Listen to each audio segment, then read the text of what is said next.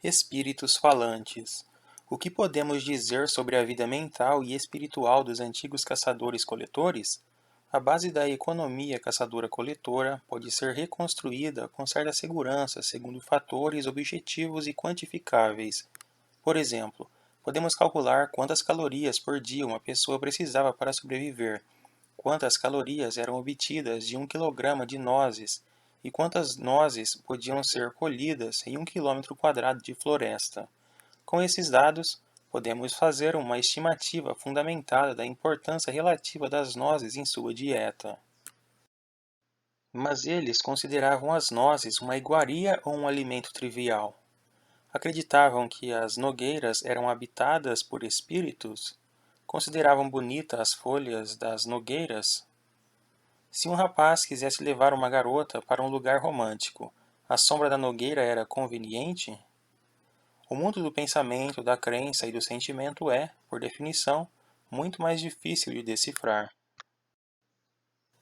A maioria dos acadêmicos concorda que as crenças animistas eram comuns entre os antigos caçadores-coletores. O animismo, de anima, alma ou espírito em latim, é a crença de que praticamente todo lugar, todo animal, toda planta e todo fenômeno natural tem consciência e sentimentos, e que pode se comunicar diretamente com os humanos.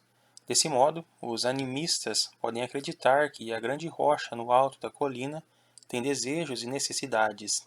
A rocha pode se irritar com alguma coisa que as pessoas fizerem e se alegrar com alguma outra ação. Pode advertir as pessoas ou pedir favores. Os humanos, por sua vez, podem se dirigir à rocha para acalmá-la ou ameaçá-la. Não só a rocha, mas também o carvalho, ao pé da colina, são seres animados. E também o rio que corre abaixo da colina, a nascente na clareira da floresta, os arbustos que crescem à sua volta, o caminho para a clareira e os camundongos, lobos e corvos que bebem ali. No mundo animista, objetos e coisas vivas não são os únicos seres animados. Há também entidades imateriais, os espíritos dos mortos e seres benévolos e malévolos, do tipo que hoje chamamos de demônios, fadas e anjos. Os animistas acreditam que não existe barreira entre os humanos e outros seres. Eles podem se comunicar diretamente por meio da fala, da música, da dança e de cerimônias. Um caçador pode se dirigir a um rebanho de cervos e pedir que um deles se sacrifique. Se a caçada tiver sucesso, o caçador pode pedir perdão ao animal morto. Quando alguém fica doente, um xamã pode contatar o espírito que causou a doença e tentar pacificá-lo ou afugentá-lo. Se necessário, o xamã pode pedir a ajuda de outros espíritos. O que caracteriza todos esses atos de comunicação é que as entidades sendo abordadas são seres locais. Não são deuses universais, e sim um cervo em particular, uma árvore em particular, um rio em particular, um espírito em particular. Assim como não existe barreira entre os humanos e outros seres, tampouco existe uma hierarquia rígida. As entidades não humanas não existem meramente para atender às necessidades humanas. Tampouco são deuses todo-poderosos que governam o mundo a seu bel prazer. O mundo não gira em torno dos humanos ou de qualquer grupo de seres em particular. O animismo não é uma religião específica, é um nome genérico para milhares de religiões, cultos e crenças muito diferentes. O que torna todos eles animistas é a sua maneira de encarar o mundo e o lugar que atribuem ao homem nesse mundo. Dizer que os antigos caçadores-coletores provavelmente eram animistas é como dizer que os agricultores pré-modernos eram quase todos teístas. O teísmo, de Theos, Deus em grego, é a visão de que a ordem universal se baseia em uma relação hierárquica entre humanos e um pequeno grupo de entidades etéreas, chamadas deuses. É com certeza correto afirmar que os agricultores pré-modernos tendiam a ser teístas, mas isso não nos diz muito sobre suas particularidades. A rubrica genérica teísta abrange rabinos judeus da Polônia do século XVIII, puritanos queimadores de bruxas do Massachusetts do século XVII, padres astecas do México do século XV, místicos sufistas do Irã do século XII, guerreiros vikings do século X, legionários romanos do século II e burocratas chineses do século I. As diferenças entre as crenças e práticas de grupos de caçadores-coletores animistas provavelmente eram tão grandes quanto. Sua experiência religiosa pode ter sido turbulenta e cheia de controvérsias, reformas e revoluções. Figura número 7.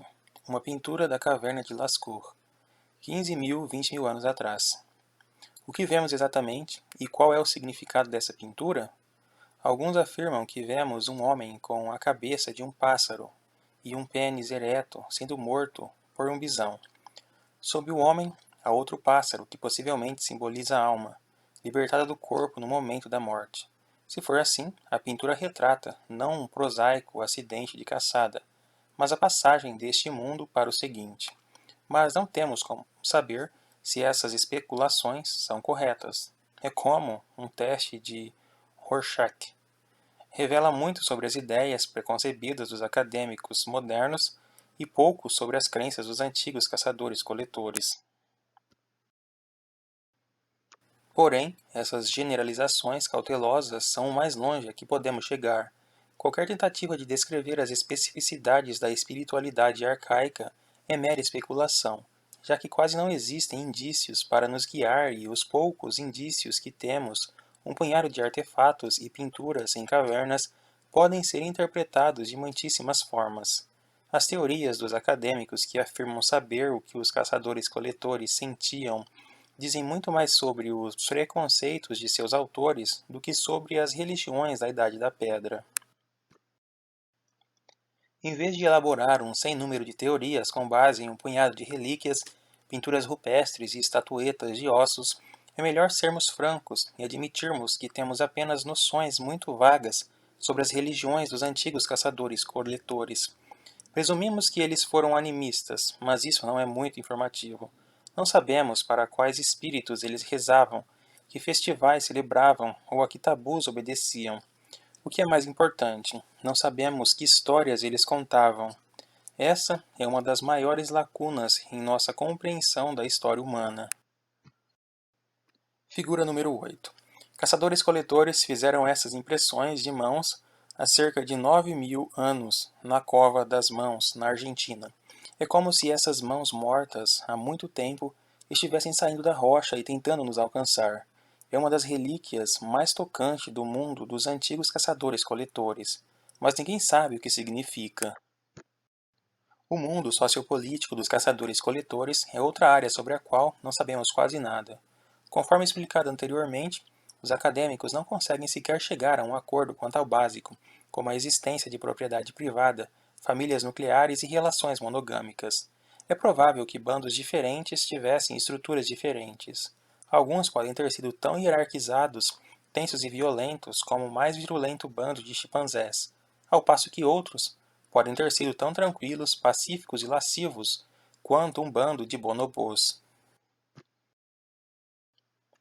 Em Sungir, na Rússia, arqueólogos descobriram em 1955 um cemitério de 30.000 anos pertencente a uma cultura de caçadores de mamutes.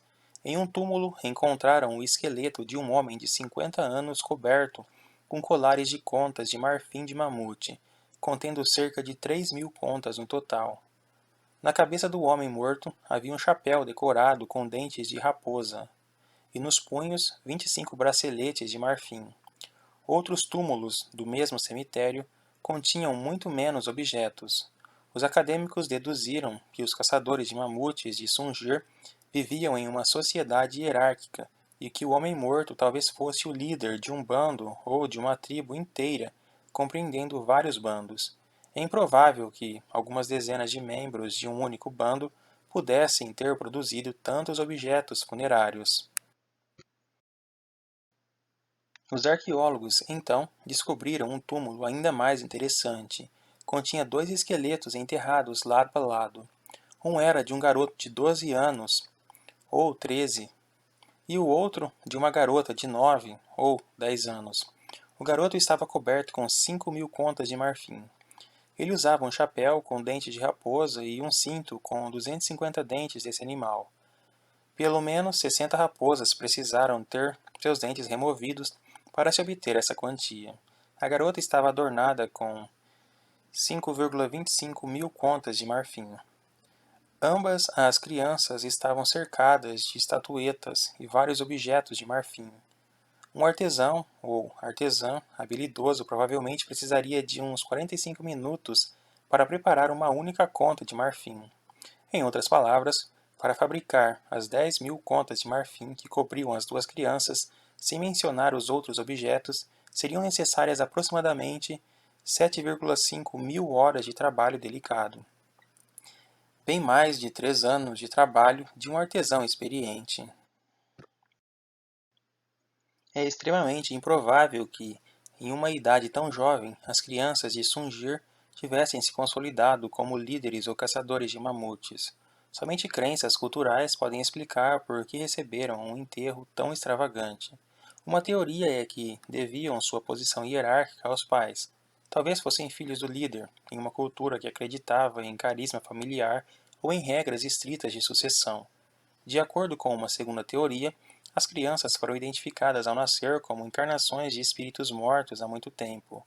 Uma terceira teoria afirma que o enterro das crianças reflete o modo como morreram, e não seu status em vida. Foram sacrificadas em um ritual, talvez como parte dos ritos funerários do líder, e então enterradas com pompa e circunstância. Qualquer que seja a resposta correta, as crianças de Sungir estão entre as evidências mais sólidas de que há 30 mil anos os sapiens eram capazes de inventar códigos sociopolíticos que iam muito além dos ditames do nosso DNA e dos padrões de comportamento de outras espécies de humanos e de animais.